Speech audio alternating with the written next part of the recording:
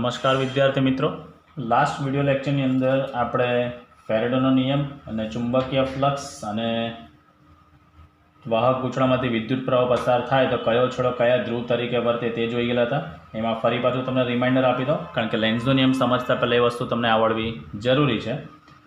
જો પ્રવાહ આપણી સામે ધારો કે તારનું ગૂંચળું છે, અહીંયાથી હું જોઉં છું, આ અહીંયાથી ધારો કે અહીંયાથી જતો પ્રવાહ જો મને વિષમ ગળીમાં દેખાતો હોય, વિષમ ગળીમાં મને દેખાતો હોય તો મને જે સામે છેડો દેખાય તે નોર્થ પોલ અને પાછળનો છેડો સાઉથ પોલ।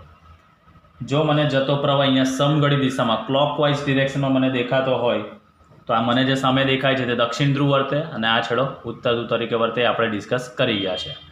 એ વસ્તુને ધ્યાનમાં રાખીને આપણે હવે જોવાનો છે લેન્ઝનો નિયમ, અને લેન્ઝનો નિયમ આપણે સમજવાનો છે। તો બેઝિકલી લેન્ઝનો નિયમનું બેઝિક ફંક્શન શું છે કે લેન્ઝનો નિયમ જે છે એ પ્રેરિત ઈએમએફની દિશા આપે છે। પહેલી વસ્તુ તો લેન્ઝનો નિયમનો ઉપયોગ શું છે, પ્રેરિત ઈએમએફની દિશા આપે છે। આપણે જોઈ ગયા છે કે ફેરેડેનો નિયમ જે છે એ આપણને ઈએમએફનું મૂલ્ય આપે છે અને લેન્ઝનો નિયમ ઈએમએફની દિશા આપે છે। એટલે કહેવાનો કન્સેપ્ટ મિત્રો, લેન્ઝના નિયમની મદદથી આપણે પ્રેરિત ઈએમએફની દિશા મળે છે અને ફેરેડેના નિયમથી ઈએમએફનું મૂલ્ય મળે છે। નિયમ કંઈક આ રીતે છે, જેને આપણે સમજીશું પહેલાં, પછી એને લખીશ, પણ કથન પહેલાં લખું છું એનું વિધાન। જેને લીધે એટલે હું અહીંયા સાથે લખતો જઈશ, કોને લીધે થવાનું છે તે, તો કે ચુંબકની ગતિને લીધે।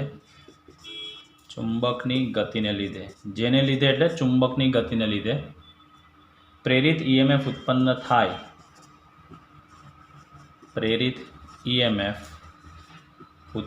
થાય, છે તેનો જ એટલે કોનો, તો કે ચુંબકની ગતિનો, જે ચુંબકને લીધે થાય છે તે ચુંબકની ગતિનો વિરોધ કરતું ચુંબકીય ક્ષેત્ર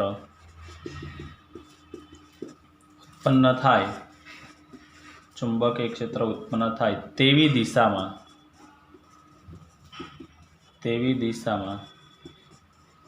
પ્રેરિત ઈએમએફ ઉત્પન્ન થાય છે।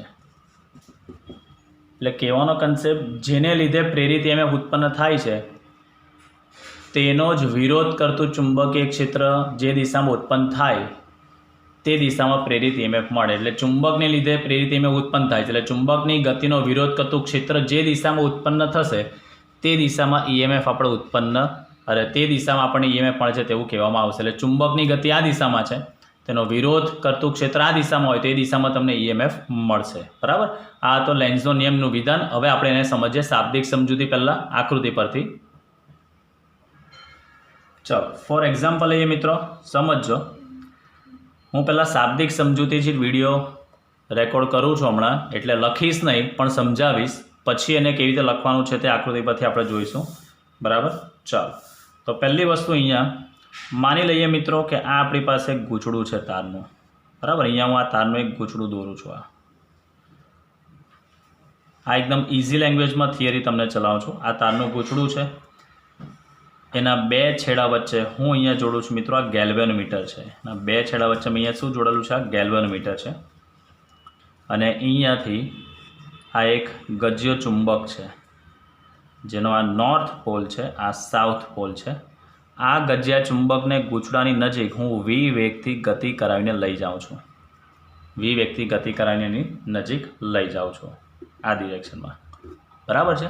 ચાલો સમજો, તો આકૃતિની અંદર દર્શાવ્યા મુજબ પહેલાં ગજિયા ચુંબકના ઉત્તર ધ્રુવ જે છે તે આ ગૂંચળા તરફ રહે તે રીતે હું એને ગતિ કરાવું છું। આકૃતિની અંદર અમે ગૂંચળું લીધેલું છે, બરાબર, અને અહીંયા લીધેલો છે ગજ્ય ચુંબક।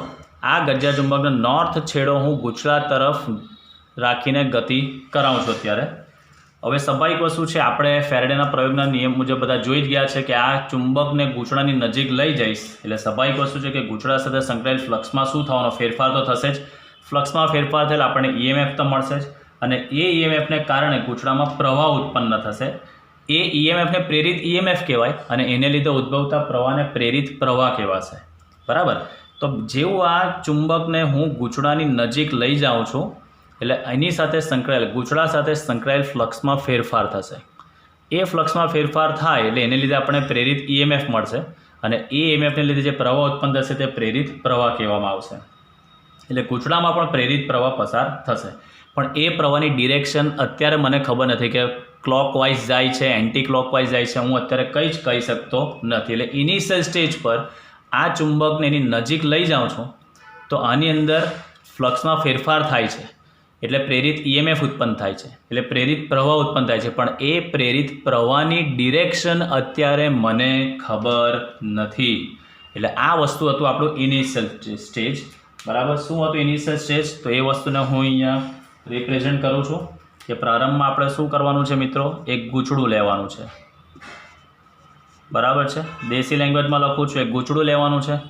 બરાબર, ગૂંચળાની નજીક આપણે ગજિયો ચુંબક લેવાનો છે અને ગજિયા ચુંબકનો N ધ્રુવ, ગજિયા ચુંબકનો N ધ્રુવ ગૂંચળા તરફ ગતિ કરાવવાનો છે. એટલે ગૂંચળા તરફ આપણે ગતિ કરાવીએ એટલે સ્વાભાવિક વસ્તુ છે કે જે ગૂંચળા સાથે સંકળાયેલ ફ્લક્સ હશે, અહીંયા લખી શકાય ગૂંચળા સાથે સંકળાયેલ ચુંબકીય જે ફ્લક્સ છે એ ચુંબકીય ફ્લક્સમાં ફેરફાર થશે. તેને લીધે આપણને શું મળે છે? પ્રેરિત EMF મળે છે અને તેને લીધે પ્રેરિત પ્રવાહ ઉત્પન્ન થાય છે. પરંતુ તેની દિશા એટલે પ્રેરિત પ્રવાહની દિશા હાલમાં આપણને ખબર નથી કે ક્લોકવાઇઝ જાય છે કે એન્ટી ક્લોકવાઇઝ જાય છે, તે અત્યારે હજી આપણને ખબર નથી. તો હવે એના માટે લેન્ઝ નામના વૈજ્ઞાનિકે બધી ધારણાઓ લીધેલી હતી, તો આપણે એના ધારણા તરફ કામ કરીએ. ધારી લઈએ છે, પહેલી કન્ડિશન ધારી લઈએ છે કે આ જે ગૂંચળું જે છે આ નોર્થ પોલને હું ચુંબકના નોર્થ પોલને ગૂંચળા તરફ લઈ જાઉં છું, તો ગૂંચળામાં પસાર થતો જે પ્રવાહ જે છે, બરાબર છે, ગૂંચળામાંથી પસાર થતો જે પ્રવાહ જે છે તે સમઘડી દિશામાં છે. સમઘડી એટલે ડેટ મીન્સ આ ડિરેક્શનમાં આ રીતે જાય છે આમ. હવે આપણને ખબર છે સમઘડી દિશામાં જતો હોય, ધારો કે પ્રવાહ સમઘડી દિશામાં જાય છે તો આ છેડો શું બને? S તરીકે વર્તે. આ છેડો શેના તરીકે વર્તે? S તરીકે. યાદ છે ને, હમણાં જ મેં તમને કીધું આ રીતે અહીંયાથી તમે ચુંબકને આમ નજીક લઈ જાઓ છો તો અહીંયાથી જતો પ્રવાહ ધારો કે તમને સમઘડી દિશામાં દેખાય છે તો આ છેડો S બનશે અને એની પાછળનો છેડો શું બનશે? નોર્થ. એટલે એક લેન્ઝે પણ ધારણા લીધી છે, તો હું પણ અહીંયા એક ધારણા લઉં છું કે ધારો કે પસાર થતો પ્રવાહ કઈ દિશામાં છે? સમઘડી દિશામાં છે. તો પહેલી કન્ડિશન કે ધારો કે જે પ્રવાહ છે એ પ્રવાહ કેવો છે મિત્રો? સમઘડી દિશામાં વહે છે. ધારો કે પ્રવાહ સમઘડી દિશામાં વહે છે. ધારો કે લખ્યું છે મિત્રો, એટલે ધારણા છે, કન્ફર્મ નથી. એ બી ધારણા કરે છે કે ભાઈ કઈ દિશામાં મળશે ચેક કરે છે. તો સમઘડી દિશામાં પ્રવાહ વહે છે એટલે ગૂંચળું જે છે તે કયા ધ્રુવ તરીકે વધશે? સાઉથ પોલ તરીકે વધશે. બરાબર, ગૂંચળું જે છે તે કયા પોલ તરીકે વધશે મિત્રો? આપણને સાઉથ પોલ તરીકે વધશે. બરાબર છે, તો અહીંયા લખી શકાય માટે ગૂંચળું જે છે, ગૂંચળાનો ચુંબક તરફનો જે છેડો છે, ગૂંચળાનો જે ચુંબક તરફનો છેડો એ S ધ્રુવ તરીકે વર્તે. બરાબર, S ધ્રુવ તરીકે વર્તે છે. એટલે આ પોલ જે સામેથી દેખાશે તે સાઉથ પોલ તરીકે વર્તે છે.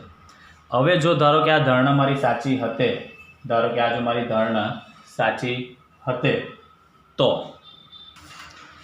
હવે આપણે ધારીએ કે આ જે મેં ધારણા લીધી છે કે પ્રવાહ સમઘડી દિશામાં જાય છે, ધારો કે એ ધારણા મારી સાચી હતે, તો હવે તમે જુઓ મિત્રો આની અંદર ચુંબકનો મારી પાસે નોર્થ પોલ છે, ગૂંચળાનો કયો ધ્રુવ બને છે? સાઉથ. નોર્થ અને સાઉથ વચ્ચે શું થાય? હંમેશા આકર્ષણ લાગે. તો જો મારી ધારણા સાચી હતે, મારી એટલે લેન્ઝની ધારણા જો સાચી હતે, તો સ્વાભાવિક વસ્તુ છે કે આ ચુંબકને હું સહેજ જ આમ ધક્કો મારું, ચુંબકને આમ સહેજ જ આમ ધક્કો મારું છું તો નોર્થ અને સાઉથ વચ્ચે તો આકર્ષણ બળ લાગવાનું છે. તો આ ચુંબકનો સહેજ જ ધક્કો મારીશ, આ ચુંબક આપમેળે ધીરે ધીરે ક્યાં જતો રહેશે? ખેંચાઈને અહીંયા ગૂંચળા તરફ જતો રહેશે. કેમ એવું? કારણ કે મેં ગૂંચળાનો કયો છેડો અહીંયા બનાવ્યો છે? સમઘડી દિશામાં પ્રવાહ ગયો છે એટલે સાઉથ, અને ચુંબકનો કયો ધ્રુવ છે મિત્રો? N. નોર્થ અને સાઉથ વચ્ચે તો આકર્ષણ બળ લાગવાનું જ છે. એટલે હું ચુંબકને સહેજ જ ધક્કો મારીશ તો પણ આ ચુંબક એની જાતે ગૂંચળા તરફ ગતિ કરવા લાગશે, બરાબર. અને જેમ જેમ આગળ જશે આકર્ષણ બળ વધશે એટલે સ્વાભાવિક વસ્તુ એની ઝડપમાં શું થતો રહેશે? વધારો થશે. હવે જેટલો ઝડપથી વધારો થાય એટલે આપણને ખબર છે કે સંકળાયેલ ફ્લક્સમાં પણ વધારો એટલો ઝડપથી થશે, એટલે પ્રેરિત પ્રવાહમાં બી વધારો થશે. એટલે કહેવાનો કન્સેપ્ટ કે આ ધ્રુવ ધીરે ધીરે વધારે ને વધારે શું થતો રહેશે? પ્રબળ બનતો જશે અને ચુંબકના નોર્થ પોલને પોતાની તરફ વધારે ને વધારે આકર્ષતો જશે. હવે મેઇન વસ્તુ, હવે તમે આની અંદર જોઈ શકો છો મિત્રો કે આની અંદર જે આપણે પ્રવાહ સમઘડી દિશામાં લીધો છે એટલે સાઉથ પોલ બન્યો છે, તો આ સ્થિતિમાં ચુંબકને સહેજ ધક્કો મારીને હું છોડી દઉં છું તો ચુંબક વધારે ને વધારે પ્રવેગિત થઈને ગૂંચળા તરફ ગતિ કરતો કરતો આગળ જાય છે અને ફ્લક્સમાં ફેરફાર પણ વધતો જાય છે, EMF વધતો જાય છે, એટલે પ્રવાહ બી વધતો જ જાય છે. હવે જો ધારો કે પ્રવાહ જે પસાર થતો જાય તો આ તારનું ગૂંચળું છે, આપણને ખબર છે ત્રીજા ચેપ્ટરમાં મિત્રો અભ્યાસ કરી ગયા છે કે તારને બી પોતાનો અવરોધ તો હોય જ, અવરોધ એ લંબાઈના સમપ્રમાણમાં હોય છે, બરાબર છે. એટલે સ્વાભાવિક વસ્તુ છે કે જે વાહક તારમાંથી પ્રવાહ પસાર થાય તો તેની અંદર જૂલ ઇફેક્ટ થાય. જૂલ ઇફેક્ટ એટલે વસ્તુ ગરમ થાય, તેવું આપણે અભ્યાસ કરી ગયા છે. તો સિમ્પલ વસ્તુ સમજો મિત્રો, પ્રવાહ સમઘડી દિશામાં છે એટલે મેં આને S ધારેલો છે. હવે આ ચુંબકને સહેજ જ ધક્કો મારું છે એટલે ચુંબક ધીરે ધીરે ગતિ કરીને ગૂંચળા તરફ જવા લાગે છે. જેમ જેમ આગળ ગતિ કરતો જાય છે તેમ તેમ ફ્લક્સમાં ફેરફાર વધતો જાય છે, એટલે પ્રેરિત EMF વધે છે, એટલે પ્રેરિત પ્રવાહમાં વધારો થતો જાય છે. એ પ્રેરિત પ્રવાહ જે જનરેટ થાય છે તો એ પ્રેરિત પ્રવાહને કારણે આ ગૂંચળાની અંદર જૂલ ઇફેક્ટ થવા લાગે. શું થાય છે મિત્રો? Joule effect. અથવા તો ધારો કે તમે માનો કે ભાઈ તારનો કોઈ અવરોધ ઓછો છે, હું અહીંયા ધારો કે બાહ્ય અવરોધ જોડી દઉં છું. આ બાહ્ય અવરોધ મેં જોડી દીધો, બાહ્ય અવરોધ છે. તો પ્રવાહ જે પસાર થાય છે તો પ્રવાહને લીધે જૂલ ઇફેક્ટ, યાદ કરો કયું સૂત્ર? I²RT મુજબ એની અંદર જૂલ ઇફેક્ટ થશે. શું થશે? I²RT મુજબ જૂલ ઇફેક્ટ થશે. હવે આની અંદર સમજો મિત્રો, ઉષ્મા તમને મળી જૂલ ઉષ્મા I²RT, તમને શું મળ્યું? ઉષ્મા તમને મળી I²RT મુજબ. તમે કામ તો કર્યું જ નથી, ચુંબકને ખાલી તમે સહેજ જ ધક્કો માર્યો છે, એટલે તમને નજીવું કાર્ય કરીને I²RT જેટલી મહત્તમ ઉર્જા જો મળે, તમે અહીંયા ચુંબકને સહેજ જ ધક્કો માર્યો છે, સહેજ જ ધક્કો એટલે નજીવું જ કાર્ય કર્યું છે, અને તમને જો પરિપથમાં બાહ્ય અવરોધ આવી તે હોય તો મેક્સિમમ I²RT મુજબ જૂલ ઇફેક્ટ તમને મળે, તો વગર કાર્યના ભોગે તમને ઉર્જા મળે તો એ ઉર્જા સંરક્ષણના નિયમની વિરુદ્ધ છે. એ ઉર્જા સંરક્ષણના નિયમની કેવું છે મિત્રો? વિરુદ્ધ છે, બરાબર. સમજો ફરી પાછું શું આપણે લીધું છે? આપણે પહેલાં એક ગજ્ય ચુંબક લીધું અને નોર્થ પોલ, અને ગૂંચળું લીધું, ગૂંચળા સાથે ગેલ્વેનોમીટર જોડેલું છે. ચુંબકનો મેં N ધ્રુવ લીધો છે. હવે મેઇન વસ્તુ, આ ચુંબકને જેમ જેમ હું ગૂંચળા તરફ ગતિ કરાવીશ એટલે સ્વાભાવિક વસ્તુ છે કે સંકળાયેલ ફ્લક્સમાં ફેરફાર થશે ગૂંચળા સાથે, એટલે EMF ઉત્પન્ન થશે અને પ્રવાહ ઉત્પન્ન થશે. એને પ્રેરિત પ્રવાહ કહીશું, પણ એ પ્રેરિત પ્રવાહની ડિરેક્શન મને ખબર નથી. તો હું એક ધારણા લઉં છું કે ધારો કે પ્રવાહ સમઘડી દિશામાં જાય છે. ધારો કે જે પ્રવાહ જે છે તે સમઘડી દિશામાં જાય. સમઘડી દિશામાં જાય એટલે ગૂંચળું જે છે મને જે સામે છેડો દેખાશે તે S તરીકે વર્તે. હવે મને ખબર છે નોર્થ અને સાઉથ વચ્ચે શું થાય? તરત જ આકર્ષણ બળ લાગશે.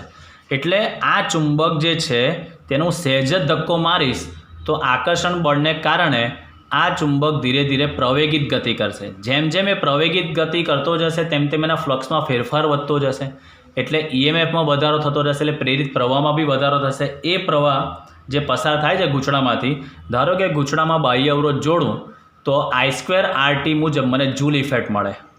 હવે આપણને ખબર છે કે ઉર્જા જે મળે તે કાર્ય કરવાથી જ આપણને ઉર્જા મળે છે, વગર કાર્યના ભોગે આપણને ઉર્જા મળતી નથી.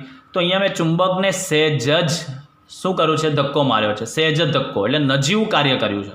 પણ તમને મળતી ઉષ્મા I²RT મુજબ ઘણી બધી ઉષ્મા મળે, તો કાર્ય ઓછું કર્યું, ઉર્જા વધારે મળી. ક્યાંનો ન્યાય કહેવાય ભાઈ? શક્ય જ નથી ને. કાર્ય ઓછું કર્યું, ઉર્જા વધારે મળી, ન્યાય શક્ય જ નથી, કારણ કે ઉર્જા સંરક્ષણનો નિયમ જેટલું કાર્ય કરીશું એટલી ઉર્જા મળવી જ જોઈએ. ઉર્જા સંરક્ષણનો નિયમ છે, બરાબર. એટલે આ જે ધારણા લીધી છે, લેન્ઝને એવું લાગ્યું કે મેં જે ધારણા લીધી છે કે આ પ્રવાહ સમઘડી દિશામાં વહે છે તે મારી ધારણા કેવી પડે છે? અહીંયા ખોટી પડે છે. કેમ? કારણ કે ઉર્જા સંરક્ષણના નિયમનું અહીંયા શું થાય છે બેટા? ઉર્જા સંરક્ષણના નિયમનું અહીંયા શું થાય છે કે વિધાનનું પાલન થતું નથી. કેમ નથી થયું તે મેં તમને કીધું કે આ નોર્થ અને સાઉથ સહેજ ધક્કો મારું છું, આકર્ષણ બળને કારણે જાતે જ ખેંચાઈ જાય છે, કાર્ય કરવું જ નથી પડતું, છતાં બી તમને I²RT મુજબ જૂલ ઇફેક્ટ મળે, તો એ તો ઉર્જા સંરક્ષણ નિયમની વિરુદ્ધ થઈ ગયું. એટલે મેઇન કન્સેપ્ટ અહીંયા થઈ ગયો કે જે લેન્ઝે ધારણા લીધેલી હતી કે ધારો કે પ્રવાહ સમઘડી દિશામાં જાય છે, તે એની ધારણા કેવી પડે છે? ખોટી પડે છે. તેની ધારણા કેવી પડે છે મિત્રો? અહીંયા ખોટી પડે છે. ક્લિયર? એટલે પહેલી ધારણા એની ખોટી પડી. હવે બીજી ધારણા આપણી પાસે એક જ બાકી રહ્યું. સમઘડીની જગ્યાએ શું ચેક કરીશું આપણે? વિષમઘડી.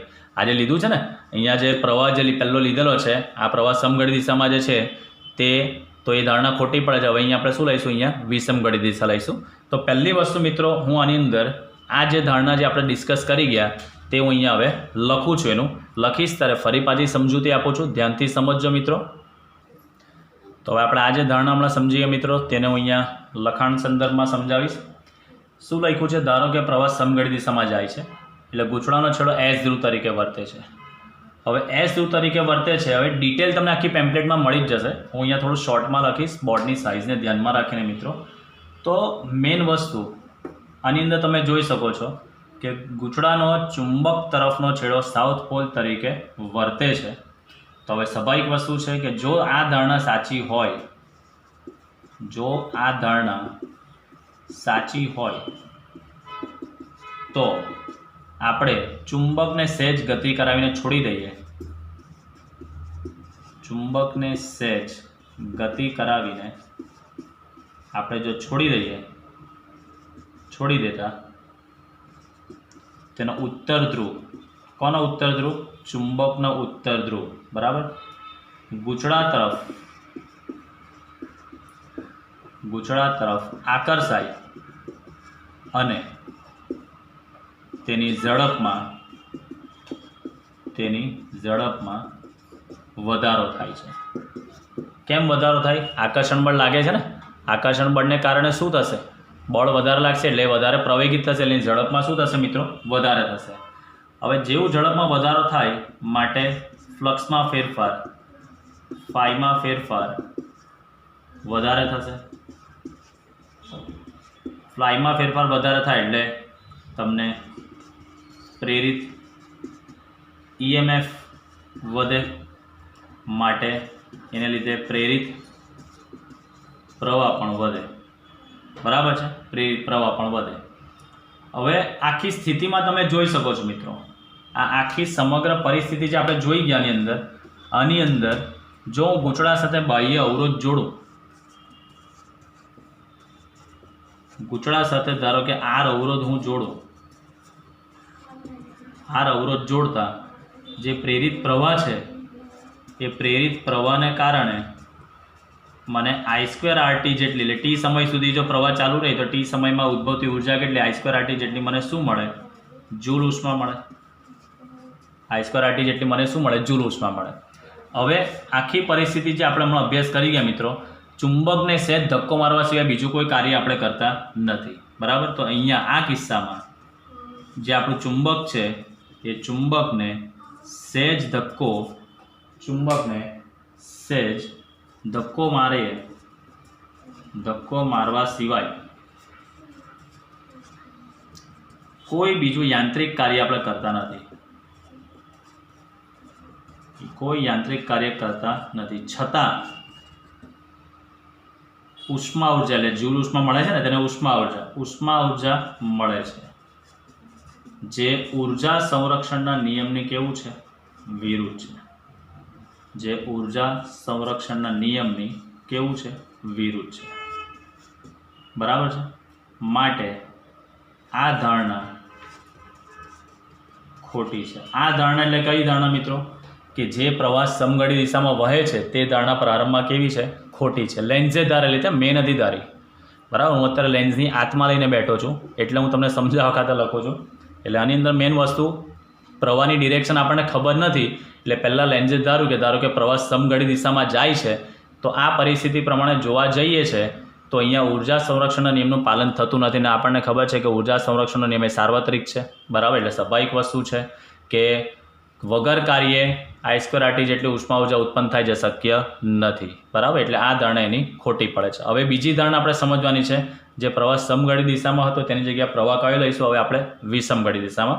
તો આ વસ્તુ ફરી પાછું અહીંયાથી તમે આગળ જઈએ છે થિયરી જે કન્ટિન્યુ છે મિત્રો. આ એક ધારણા પતી જાય છે, બીજી ધારણા આપણે સમજવાની છે. તો આપણે સમજીએ હવે બીજી ધારણા. તો આ આખી વસ્તુ જે છે અહીંયાથી, આ જે ધારણા જે અહીંયા સમઘડી દિશા છે તેની જગ્યાએ વિષમઘડી, એટલે આખો પોર્શન હું હવે અહીંયાથી રિમૂવ કરું છું. ચલો હવે આપણે ધારણા બીજી જોઈએ. આપણે કે પ્રવાહ જે છે તે કઈ ડિરેક્શનમાં લઈશું આપણે? વિષમગળી દિશામાં. હું ફરી પાછું અહીંયા ગૂંચળું દોરું છું. અહીંયા ગૂંચળું દોરું છું. અહીંયા આપણું ગેલ્વેનોમીટર છે, આપણો નોર્થ પોલ જ છે, આ સાઉથ પોલ છે. ચાલો, બીજી ધારણા પ્રમાણે આપણે શું કરવાનું છે? જે પ્રવાહ જે લઈએ છે તે આપણે વિષમગળી દિશામાં છે, બરાબર. અહીંયા હવે આપણે પ્રવાહ કઈ ડિરેક્શનમાં લઈશું મિત્રો? વિષમગળી દિશા, એન્ટી ક્લોકવાઇઝ. પ્રવાહ વિષમગળી દિશામાં ધારો.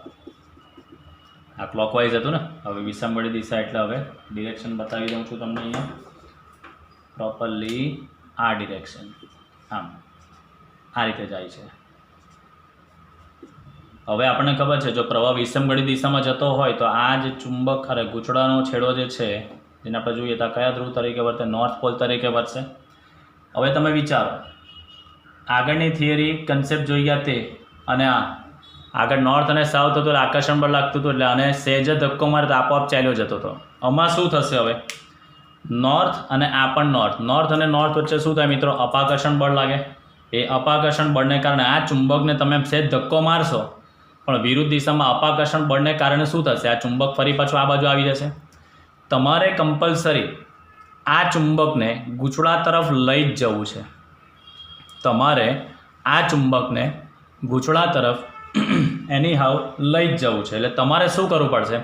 સહેજ ધક્કો માર્યો, અપાકર્ષણ બળ લાગ્યું, ચાલ નિકટ, પાછો આવી ગયો. સહેજ ધક્કો માર્યો, અપાકર્ષણ બળ લાગ્યું, પાછું પૂરી પરિસ્થિતિમાં આવી જશે. પણ તમારે લઈ જ જવું છે એટલે અપાકર્ષણ બળ કરતાં તમારે એને પકડીને બાહ્ય બળ વધારે આપીને આમ લઈ જ જવું પડશે. એનો મતલબ તમારે કોન્સ્ટન્ટ એના પર બાહ્ય બળ આપવું જ પડશે. અહીંયા શું હતું? સહેજ ધક્કો મારી દીધો, આકર્ષણ બળને કારણે જાતે ચાલ્યું જાય છે. અહીંયા વિરુદ્ધ દિશામાં અપાકર્ષણ બળ લાગે છે અને તમારે મેગ્નેટને એની તરફ લઈ જ જવો છે.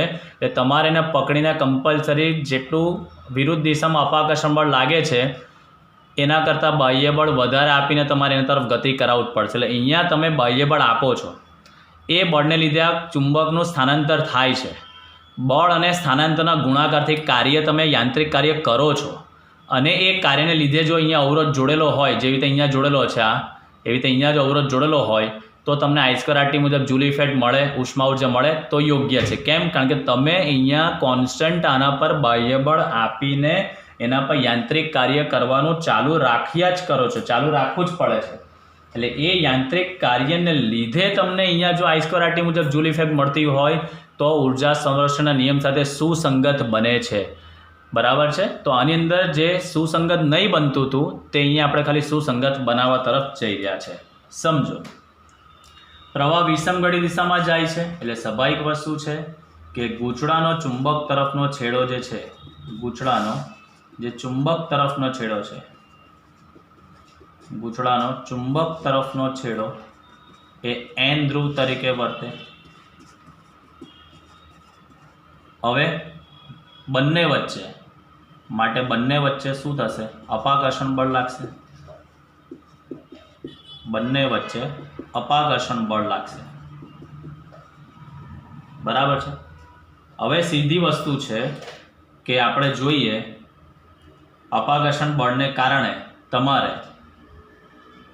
ચુંબકને સહેજ ધક્કો મારીએ, ચુંબકને સહેજ ધક્કો મારીને છોડી દેવામાં આવે તે ફરી પાછો મૂળ સ્થિતિમાં આવશે. કેમ મૂળ સ્થિતિમાં આવશે? કારણ કે વિરુદ્ધ દિશામાં અપાકર્ષણ બળ લાગે છે, પરંતુ ચુંબકને ગૂંચળા તરફ લઈ જ જવો હોય, આ ચુંબકને આપણે ગૂંચળા તરફ લઈ જ જવો હોય તો બાહ્ય બળ સતત લગાડી યાંત્રિક કાર્ય કરવાનું ચાલુ રાખવું પડે. બરાબર છે? જો આમ થાય એટલે આ પરિસ્થિતિનો સાકાર થાય, એટલે જો આમ થાય તો ગૂંચળા સાથે અવરોધ જોડીએ આપણે ગૂંચળા સાથે જોડેલ અવરોધમાં I²RT મુજબ ઉષ્મા ઉત્પન્ન થાય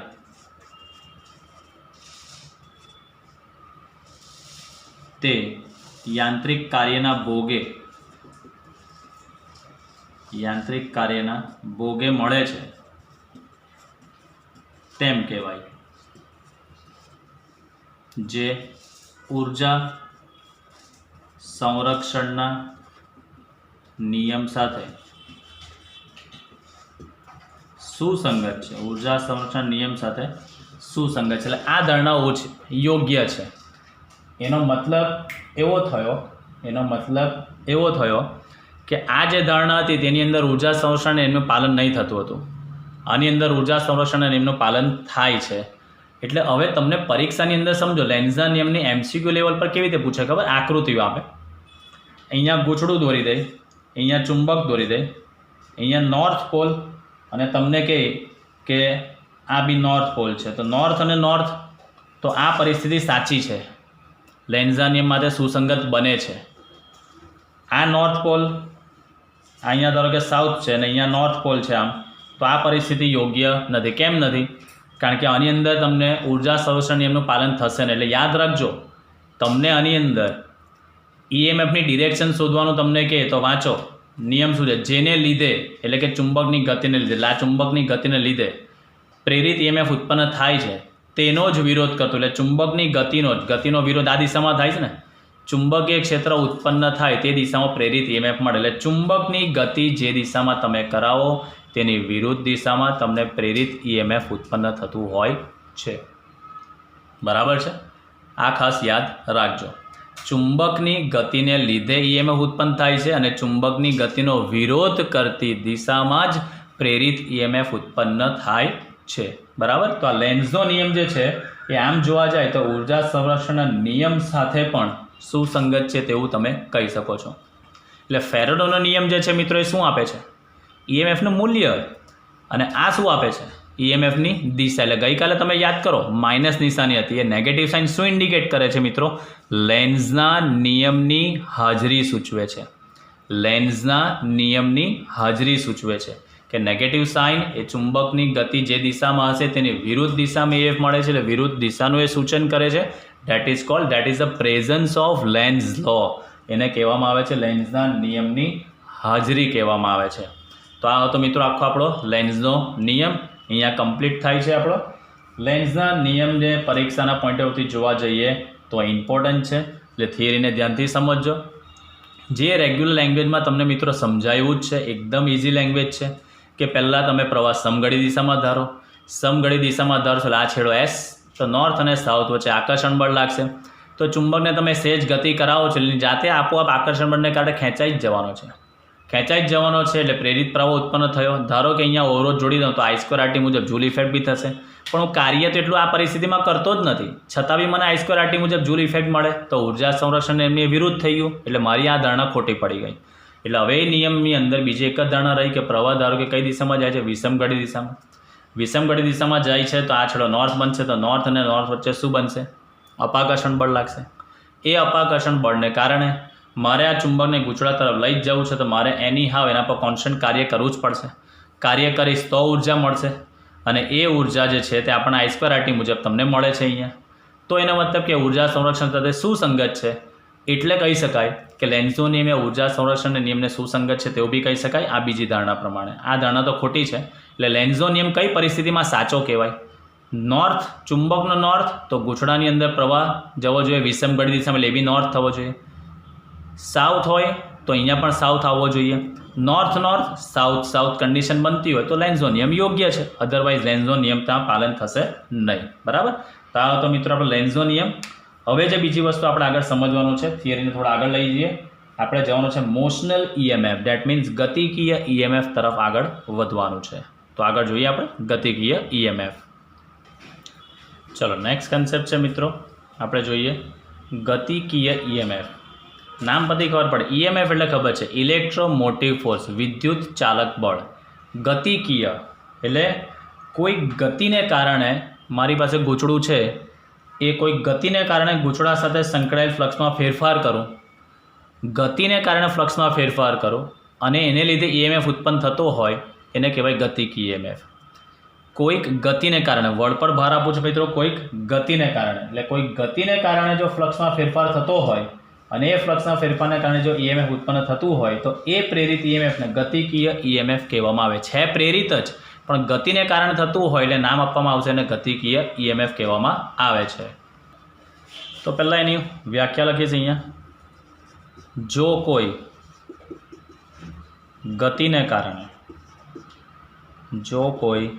ગતિને કારણે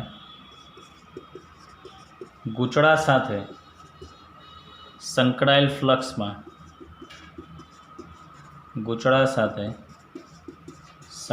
ફ્લક્સમાં ફેરફાર કરવાથી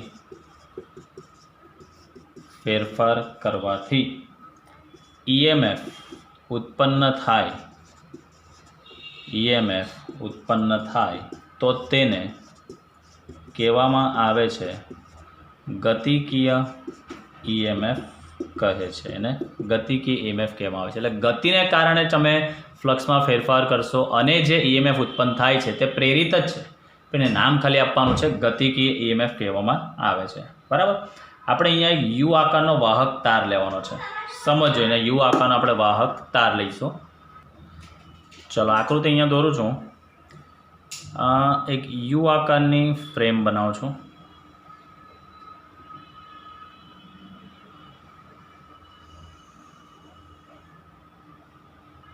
આ યુ આકારની અહીંયા આ ફ્રેમ બનાવી છે મેં.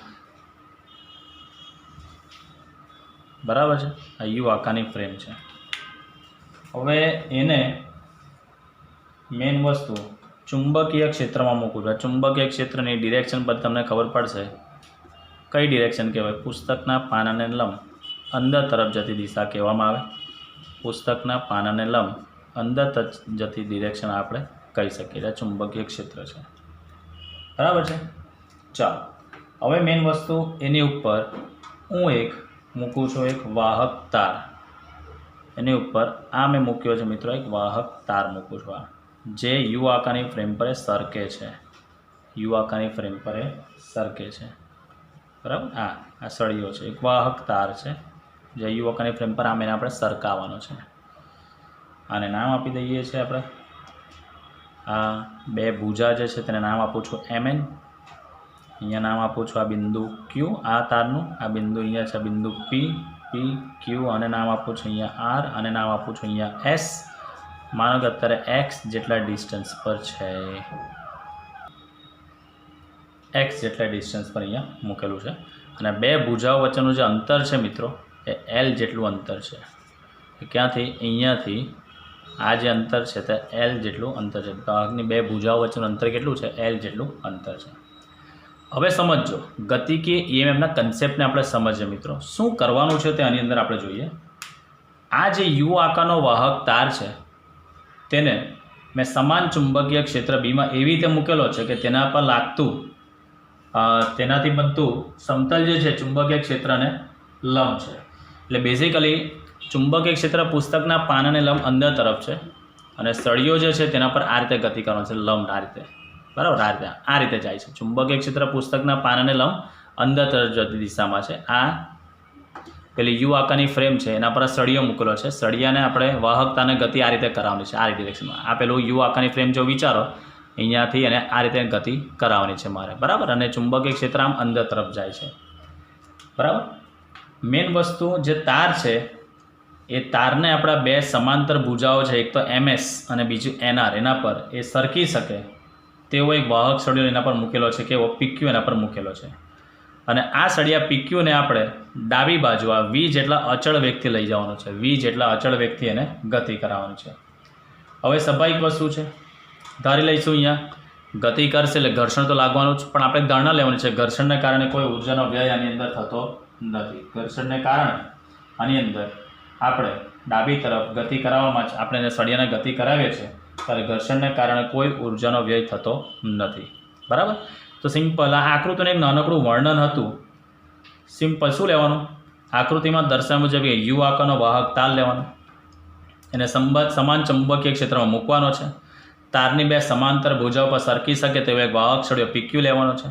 સળિયા પીક્યુને આપણે ડાબી બાજુ વી જેટલો અચળ વ્યક્તિ ગતિ કરાવવાનું છે. ગતિ કરાવવા દરમિયાન ઘર્ષણને કારણે કોઈ ઉર્જાનો વ્યય થતો નથી. બરાબર. તો પહેલી વસ્તુ આપણે આને સમજૂતી સ્વરૂપે સમજીએ.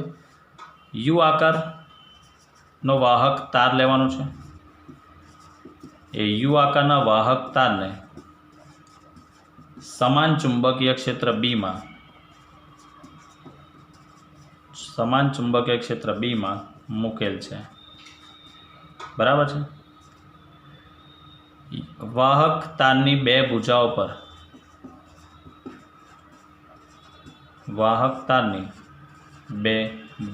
પર સળિયો પીક્યુ સરકી શકે તેમ ગોઠવેલ છે. આ સળિયો ઉપર ગોઠવેલો છે. બરાબર. હવે સળિયા પીક્યુ જે છે એ પીક્યુ સળિયાને વી વેગથી આપણે ડાબી તરફ ગતિ કરાવવામાં આવે છે. તે દરમિયાન ઘર્ષણને લીધે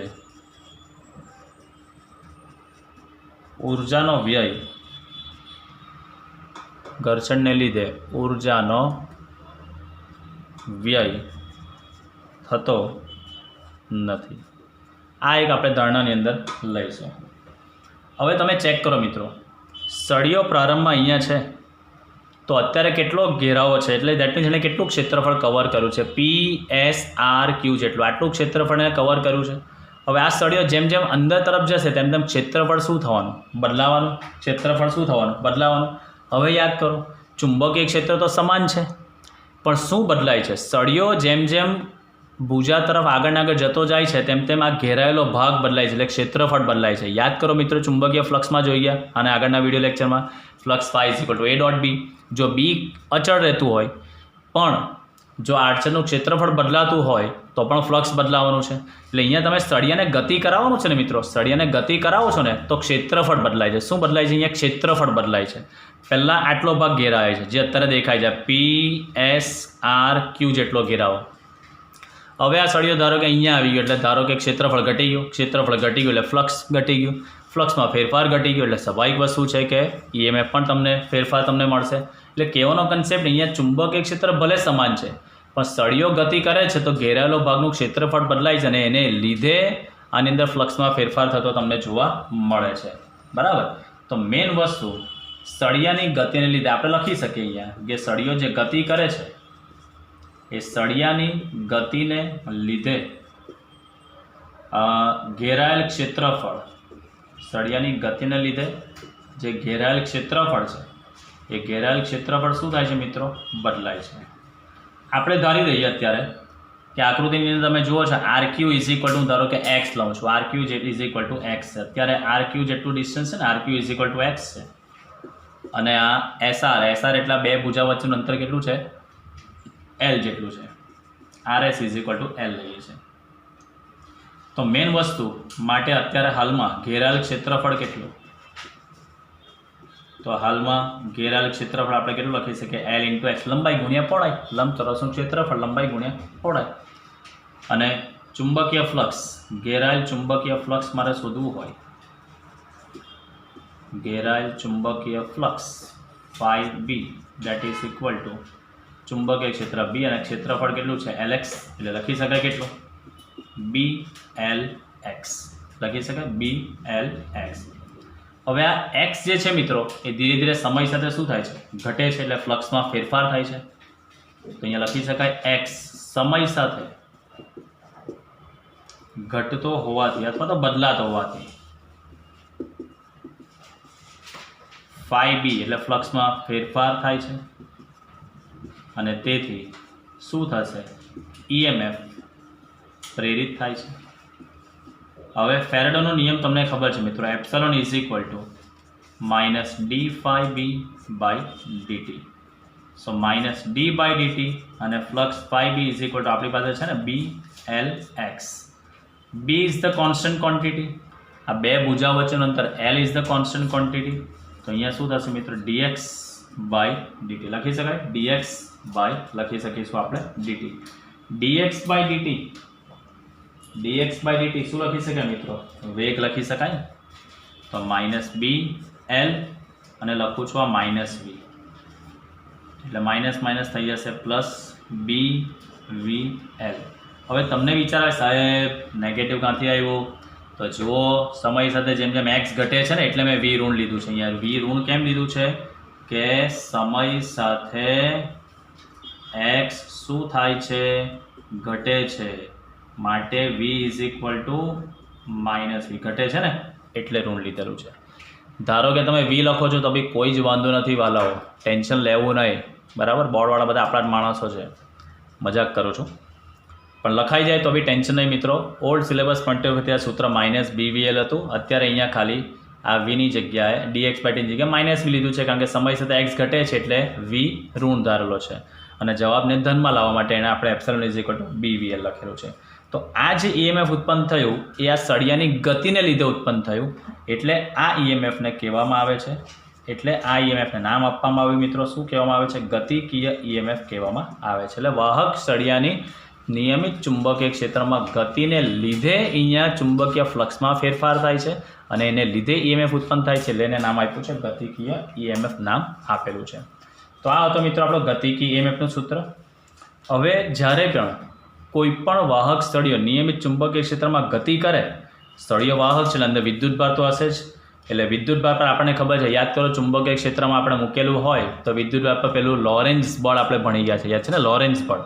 તો હવે એ જ લોરેન્સ બળ પરથી બી તમે ગતિકીય EMFનું સૂત્ર તારવી શકો છો. તમે આ ગતિને લીધે જે તારું ને સૂત્ર, હવે એ જ લોરેન્સ બળ પરથી બી તમે ગતિકીય EMFનું સૂત્ર આપણે તારવીએ, બરાબર. ચાલો તો હવે આના પછીનો જ કન્સેપ્ટ સેમ સૂત્ર પણ લોરેન્સ બળ પરથી તારવીએ અને આપણે કન્સેપ્ટને પૂર્ણ કરીશું. ચાલો લોરેન્સ બળ પરથી આપણે ગતિકીય EMFનું સૂત્ર આપણે તારવીએ. સેમ આગળની જ આકૃતિ છે, બરાબર. યુ આકારની ફ્રેમ અહીંયા દોરી દઉં છું.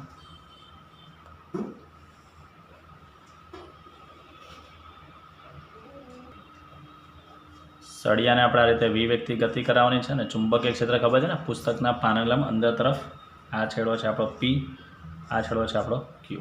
સેમ આગળની આકૃતિ તમારે આની અંદર બી દોરવાની રહેશે જ. તો આની અંદર સમજવાનું છે મેઇન વસ્તુ, સળિયો જે છે એ વી જેટલા વેગથી ગતિ કરે છે. આપણે જે સળિયો લીધો છે મિત્રો PQ સળિયો, એ સળિયો વી વેગથી સમાન ચુંબકીય ક્ષેત્ર બીમાં ગતિ કરે છે. હવે ચુંબકીય ક્ષેત્રમાં ગતિ કરે એટલે સળિયાની અંદર શું હશે, વિદ્યુતભાર હશે ને, બરાબર. એટલે સળિયાનો જે વિદ્યુતભાર જે છે, સળિયાનો જે વિદ્યુતભાર છે એ વિદ્યુતભાર આપણે Q નામ આપીએ. સળિયાના વિદ્યુતભાર Q પર લાગતું જે બળ જે છે એ લાગતું પણ મેગ્નેટિક ફોર્સ, યાદ કરો સૂત્ર આવું બની ગયો છે, F is equal to Q into E plus V cross B, આવું તમે ભણી ગયા છો. પણ અહીંયા વિદ્યુત ક્ષેત્ર તો હાજર નથી, તો વિદ્યુત ક્ષેત્ર અહીંયા છે ને, એટલે E ઇઝ ઇક્વલ ટુ 0. હવે તમને વિચાર કે સાહેબ વિદ્યુત ક્ષેત્ર હાજર તો હોય ને, જ્યાં ચુંબકીય ક્ષેત્ર હોય ત્યાં વિદ્યુત ક્ષેત્ર તો હોય જ, પણ આપણે કોઈ એક્સટર્નલી પ્રોવાઈડ નથી કરતા ને, આપણે એક્સટર્નલી કોઈ પ્રોવાઈડ નથી કરતા, એટલે હું અહીંયા E0 લખું છું, બરાબર છે. એટલે અહીંયા શું આવશે મિત્રો, E0 એટલે Q ઇન્ટુ આવશે V cross B, V cross B એટલે Q V B લખી શકાય સાઇન થીટા. હવે તમને વિચાર આવે કે અહીંયા થીટા કેટલો લેવો, સમજો. ચાલો આપણો પેલો નિયમ સમજો, આપણો નિયમ કયો છે તે